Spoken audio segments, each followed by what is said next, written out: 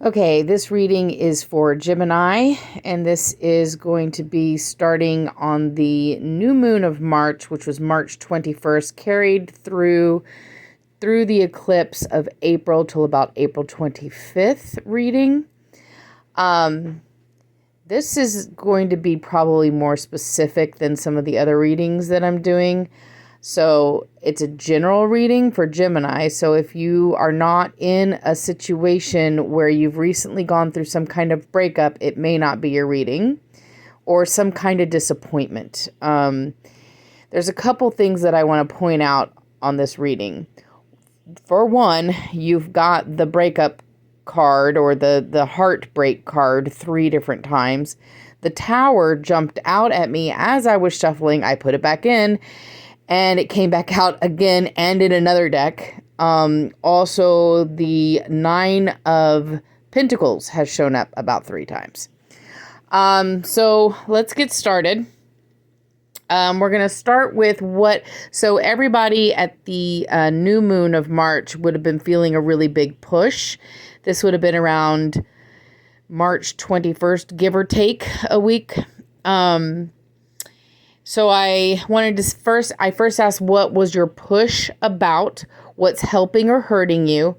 What's keeping you in a comfort zone if you're not acting towards that push? What your higher self wants to realize or is manifesting? What's in your rear view mirror, what you've cleared or what you have been through? This is what needs to grow in you in order for you to manifest your most authentic self, which is what the eclipse energy is bringing for all of us as an authentic manifestation of ourselves. And then what is the eclipse bringing you? All right. So in this push, you had some kind of decision. The decision was kind of between, on one side, you have something very chaotic. On the other side, you have joy and stability.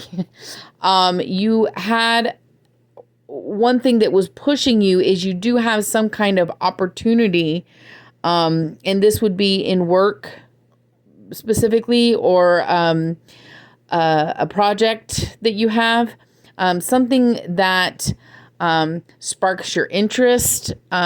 You may have encountered a teacher that wanted to show you something or teach you something, or you may have been put in a position to teach others something.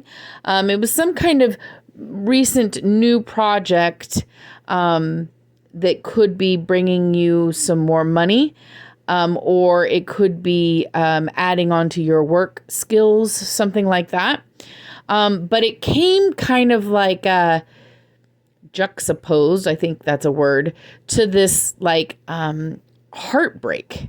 So underneath this energy is a broken heart. Something that you have had to walk away from,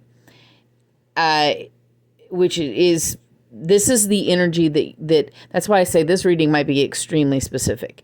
So and I did talk to a Gemini probably for a long time last night, so I could be picking up on her energy specifically. But like I said, if you're a Gemini and you've recently gone through some kind of disappointment or heartache of some sort, this is for you. Okay, so there's this underlying like kind of a heartbreak energy, something that you've had to walk away from, and I'll tell you why that is in the cards in a minute. So let's look at the comfort zone. So the thing is you needed to let go of whatever it was that is causing you so much trauma, or pain. You needed to let it go, but you were having trouble letting it go because you were seeking your ultimate reward for it. It's like, okay, so first of all, whatever this is causing this pain, there's an enormous amount of trauma. It's a very heavy energy. It's actually a little hard to read. So it's hard to read because it's making me emotional. Okay, so it's this is a really heavy energy. You have to let go of it, and whew, damn, hold on. Jeez, I am really sorry for whatever you've just been through. There's something in this energy where you have tried really, really hard, and because of that, you're holding on to it. It's like when you invest a lot of time and energy in something, and the more time and energy you invest, the harder it is to let something go. It's that energy, and that is what's keeping you stuck. If you look in the rearview mirror, again, so first of all, this energy that's extremely difficult and very painful also had the energy of passion and friendship. It very strongly. Okay. So it was hard to let go on a lot of different levels. There was possibly something that you were building with this person, or it could be related to, if this is related to a specific relationship, you were building a life with this person. But you had to walk away from it. This would have been from about February of, the transition is anywhere between February of 2020 to February of 2023. That's where this energy would have been. There's a lot of storms here. There is a strong friendship connection. There is a strong passionate connection, and there is a building and money connection here. But that's on top of it all is heartbreak. So this you get this card 3 times, and you get this one twice. These are really heavy, sad energies. But you've cleared this, so it's something that you absolutely know that you had to let go of, but you were having trouble letting it go when you were supposed to let it go. Because once again, you were trying to seek, your ultimate return on your investment for all the hard work that you've put into this situation. But then along comes this push, and this push has something to do with getting you excited in a different direction. So like work related, for example, or a different project or something new that catches your eye that you can, invest your time and get a better return on your investment than whatever you were investing it over here, that you were getting a horrible time on your investment. So let's look and see what your ideal self wants you to manifest. And there we have the tower right there. So this is the tower that jumped. This is the exact tower that jumped out at me when we were shuffling the cards. So your higher self, whatever this energy is, that it is that you're supposed to let go of, your higher self wants you to let go and never look back. It's in the rear view mirror over here, which means you're not looking back to that energy. And here's the tower, and here's the heartbreak card. So you've had some indecision about letting this person or situation go, and your higher self very much wants you to let go. It's actually karma. So if this person has done wrong things to you, there is retribution that is coming to them. This could represent court or jail even. It could represent a divorce. It basically means karma. So, if they have done wrong things to you, they are getting what they deserve appropriately. They're being punished appropriately. And you just have to trust that there's a reason why they're being punished like they are. And you have to let that go too, because that might make you feel guilty. But again, what your higher self wants you to manifest, and this is in 3 other spaces, so I'm going to highlight this. This is the 9 of Pentacles, which is the happily single person card. It's somebody that is, there's a codependency issue here as well, because you're trying to manifest out of codependency patterns. So what is it that needs to grow in you in order for you to manifest your most authentic self? You have to let go of the fantasy. Okay. There's some kind of fantasy that you have here that's keeping you, that was keeping you stuck in a situation that you should have let go.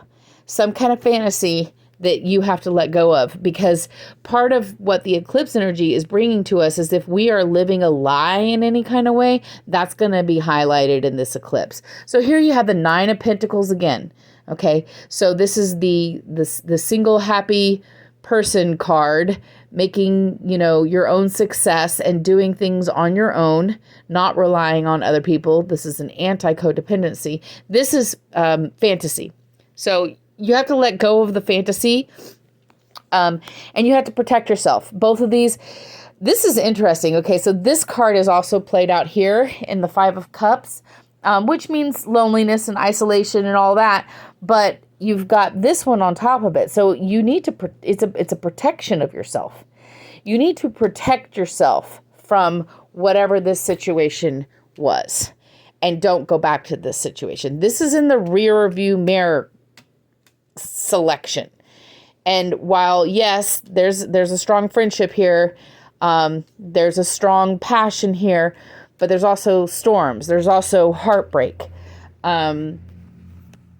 This is asking you to protect yourself from fantasies that you may have of happily ever after, for example, or of, getting that return on your investment. If this whole thing is about a job, you would have had a choice between 2 jobs. One of them was hell, and the other one is going to bring you a lot of peace and satisfaction. Go towards the other one. So what is the eclipse specifically bringing you? The eclipse is bringing you a release. So you've got, this is actually a really great energy. You've got a release from the illusion or delusion that you were deluding yourself from. You've got just breathe, relax. This coupled with the 9 of Pentacles is like the happily single woman making her own money type of card. The 9 of Cups is like happily single in your heart or your emotions. So it's like dropping the chains of codependency, both in the material world and in the emotional realm. So this is a complete release of this. So this is in your rearview mirror. You've cleared it. It's a closure. Okay. It was supposed to be a closure here. You've got the 10 of Swords, which means closure. You've got the Tower, which means closure, and you've got Justice, which means the universe is handling the situation. There was some raw deal that you got that, and you got heartbreak. Yeah. So